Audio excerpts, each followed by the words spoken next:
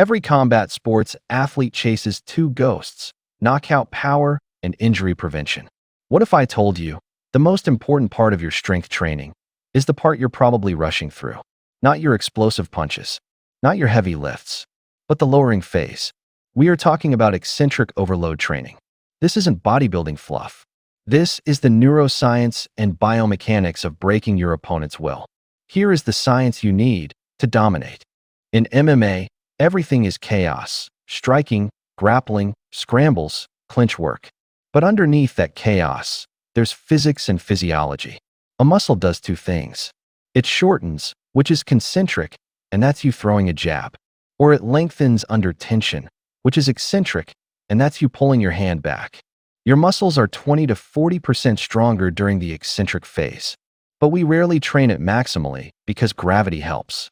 Here's the gold. Eccentric actions require less metabolic energy than concentric actions for the same force output. That means you can create massive neurological stress without trashing your central nervous system. For MMA, this mimics the transition from striking to clinching or resisting a takedown. You are fighting against force, not just generating it. Think the power comes from the push? Wrong. Peak force happens in the transition. A study published in the Journal of Strength and Conditioning Research found that athletes who used eccentric overload, specifically supermaximal negatives, improved their counter-movement jump by 12% and their throwing velocity by 8% in just 6 weeks. Why? The stretch shortening cycle.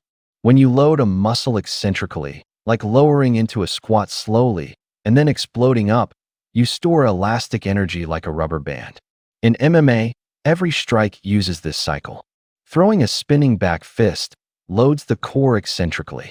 Kicking with the shin stretches the external rotators of the hip, then fires them. If you only train concentric, you lose the spring.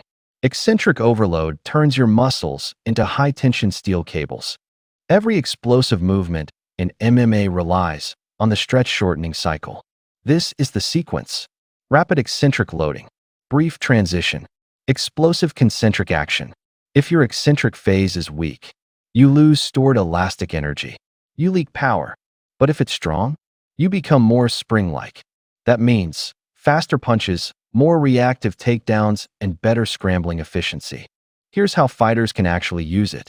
1. Slow eccentrics. Lower the weight for 3 to 5 seconds.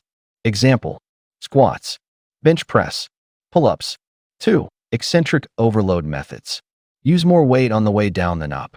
Examples: weight releasers, partner-assisted lifts. 2 legs up, 1 leg down for lower body. 3. Tempo training. Control the rhythm. Example: 4 seconds down, 1 second up. 4. Plyometric contrast. Pair eccentric control with explosiveness. Example: slow squat jump squat.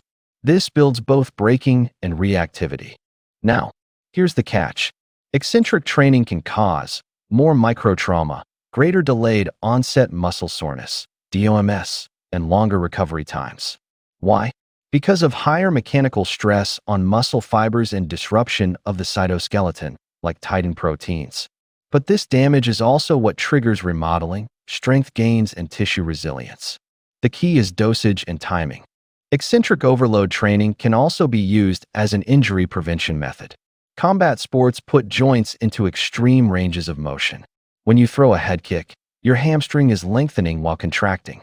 If you haven't trained eccentric strength, that muscle rips. The science shows that eccentric training increases fascicle length, which are the actual bundles of muscle fibers. Longer fascicles mean less sarcomere strain at end range.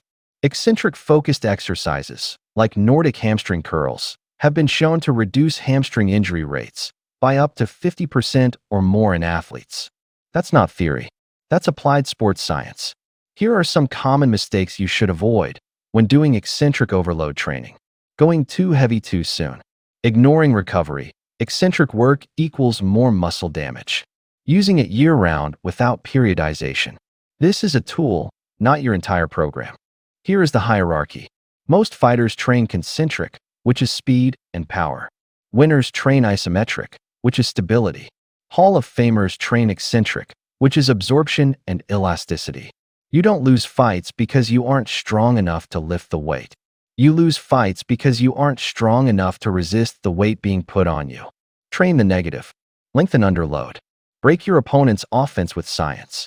If you find this video helpful, don't forget to subscribe, leave a like, and share it with your friends. See you in the next one.